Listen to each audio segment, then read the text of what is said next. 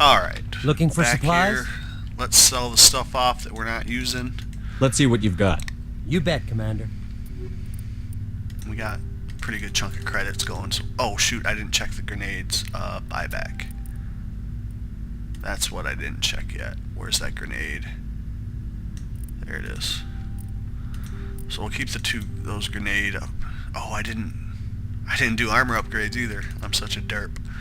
Alright, so I'll save the armor upgrades and apply those. I don't need that. I don't need that heavy armor. Get rid of that. Alright, equipment. Grenade. I'm using high explosive 1. High explosive 2 or toxic damage. We'll go high explosive 2. Armor upgrade, I have shield regen 2, which is probably what I want to have. Shields are nice. Okay. Now, got a few other armor upgrades. I'm going to be giving Rex one because I plan to take him a lot. So Rex, I think armor plating, just to make you even more of a beastly tank. And Garrus, hardening, cooldown. I think I'll give the cooldown reduction to either Liara or Caden because they're the biotics. Physics threshold, toxic seals. Hardening. Caden's gonna have the stimulant pack. Tally. Toxin resistance, I think. And we'll give Liara the last one.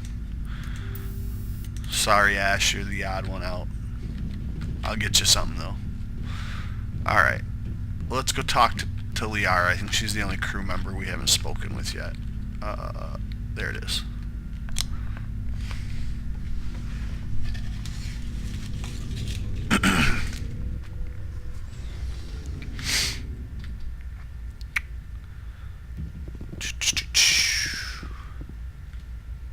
Loading.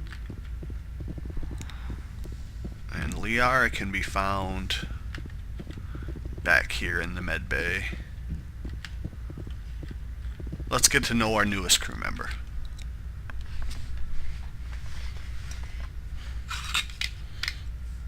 Commander, are you coming to check up on me? Well, she was kind of feeling a little sick earlier. You look much better. How are you feeling? Dr. Chakwas assures me I am going to be fine. I was impressed with her knowledge of Asari physiology. She is probably the best. Yeah, she's the best doctor I think Shepard's come in contact with. You're in good hands. Dr. Chakwas knows what she's doing. I never properly thanked you for saving me from the Geth, Commander. If you hadn't shown up... You're welcome. I'm just glad we got there in time. So am I. I know you took a chance bringing me aboard this ship. I have seen the way your crew looks at me. They do not trust me. But I am not like Benezia. I will do whatever I can to help you stop Saren. I promise. Okay. Yeah. Shepard's the kind of guy who knows the value of a promise. He'll keep his word to the best of his ability. If he can physically manage to keep a promise, he'll do it. So when somebody promises him, even if he doesn't know the person, more than likely he'll trust that. He'll give you that one shot. And if you break that promise, it's all bets are off. You're probably, maybe if not an enemy, you'll probably at least never be trusted by him again. So how would he respond? I know, because I don't think he doesn't know. So we'll see. Promises are easy to make, but hard to keep. Well said. I do not begrudge you your suspicions. I just hope in time you will come to trust me. Do you know why Benezia joined up with Saren? I don't understand it. She was always outspoken about the need for the Asari to become more involved in shaping galactic events. Maybe she thought allying herself with Saren would somehow be for the greater good in the long run. At least I hope so. This hurts you. doesn't it? None of this makes any sense to me. I have not spoken to Benezia in many years, but I know her, and this was not like her. Something changed. I'd like to know more about the Asari. We were the first species to discover the Citadel. We were instrumental in forming the Council, and we always strive to be the voice of peaceful cooperation in galactic disputes. My people believe we are all part of a single galactic community. Each species contributes something to the greater whole. Although we seek to understand other species, it seems few of them seek to understand us. The galaxy is filled with rumors and misinformation about my people. I found it strange the way she said. I never even realized, I guess I glossed over that. She said that Benezia thought that the Asari should play a bigger role in shaping galactic policy or whatever, and yet the Asari are probably, arguably, one of the most powerful races in the galaxy. They were the first ones to find the Citadel. They've been probably the most, involved in, well, she said they helped make the Council. They're probably politically the most powerful race, and yet she just said Benezia thought they should be more involved. I don't even know how that's possible, but probably just a minor plot point. Like what? Most of the inaccuracies are centered around our mating rituals. My species is monogendered. Male and female have no real meaning for us. We still require a partner to reproduce. This second parent, however, may be of any species and any gender. How is that possible? Not a big fan of either of these two choices, because I mean, it's not humanly possible, but the Asari aren't human, so it certainly seems possible. And then I don't want to go in and insult her entire race, but we'll go with this one. I don't understand. Your species can mate with anyone? Mating is not quite the proper term, not as you understand it. Physical contact may or may not be involved, but it is not an essential element of the union. The true connection is mental. Our physiology allows us to meld with other beings. We can touch the very depths of their minds. We explore the genetic memory of their species. We share the most basic elements of their individual and racial identities.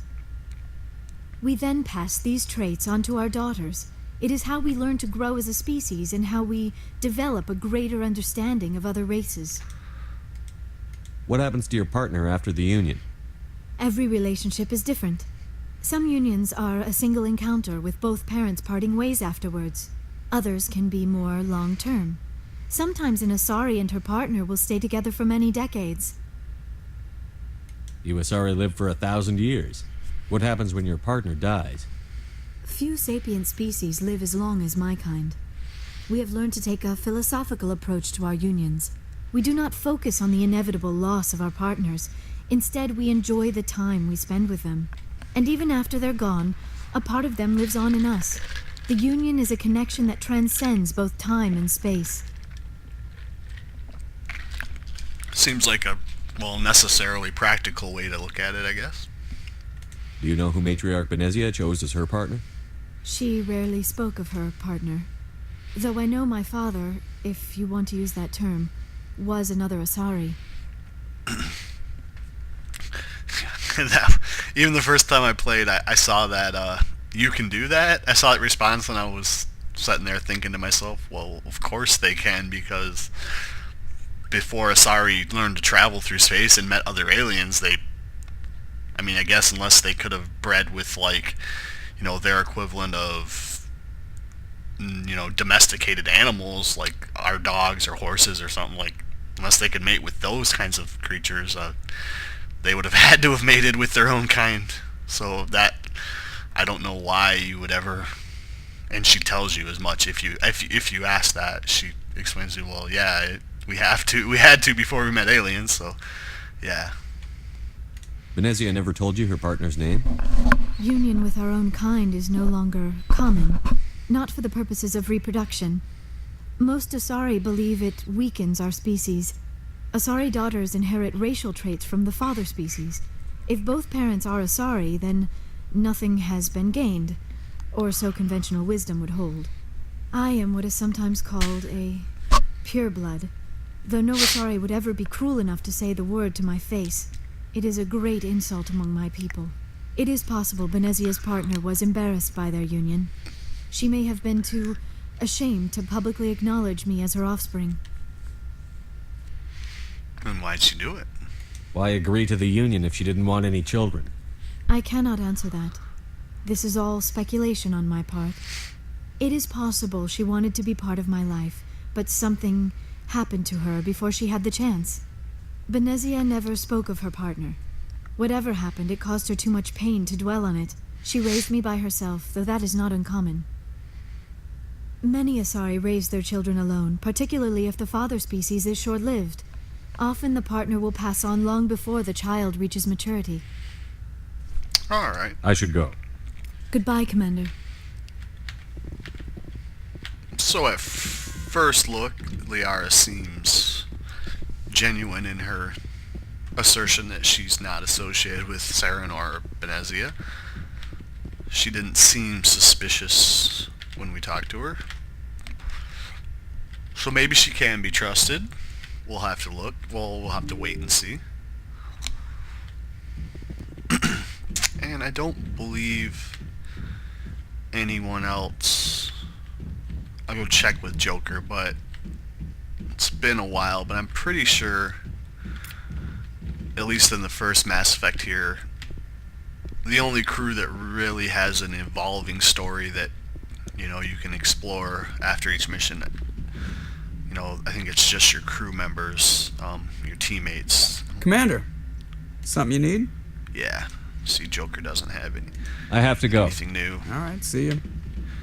In Mass Effect 2 and 3, a lot of your additional crew members like Joker and such will actually have their own evolving little stories that you can explore as well, which I thought was a really cool addition. But in this game, it's pretty much just your core, six people on your team that really you can talk to. Like Presley, he doesn't ever say anything. He's just same old prejudiced self the whole game. So where to next? We're done on Therum. Let's back right out. We've already explored all of this. So we have Novaria and Pharos, our two primary targets, but we might go ahead and hit up a couple of these. I don't remember which ones I've done, so I'll go to Hades Gamma, and these two systems don't sound familiar looking at them, so we'll check these out. I don't think I've been here yet.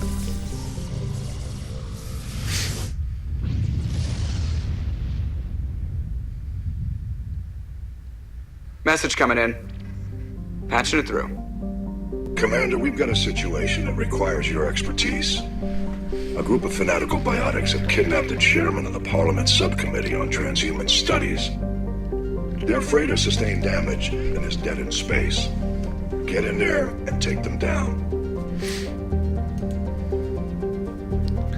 What kind of resistance should I expect? The biotics were seen loading equipment into the freighter. Expect traps and combat drones. Nothing you can't handle. What's the priority on saving the chairman? Saving him would be my preference, but we must make it clear that these tactics don't work, Commander. Your top priority is to neutralize the biotics. Okay. What are the biotics asking for? They're L2 biotics, and most of them are suffering major side effects from the implants. The subcommittee denied a request for reparations to all L2 biotics. Apparently they'd like the chairman to reconsider. Understood, Admiral. I'll see what I can do. I appreciate you taking the time, Commander. I'm sending you the last known coordinates of the freighter. Good luck. Fifth Fleet out. Alright. So, L2 implants, huh? Maybe we'll take Caden along. He might serve us well there. And talking to these other biotics. Got some magnesium from that asteroid. there's a timer. So we'll cut away and continue to explore here. Thanks for watching.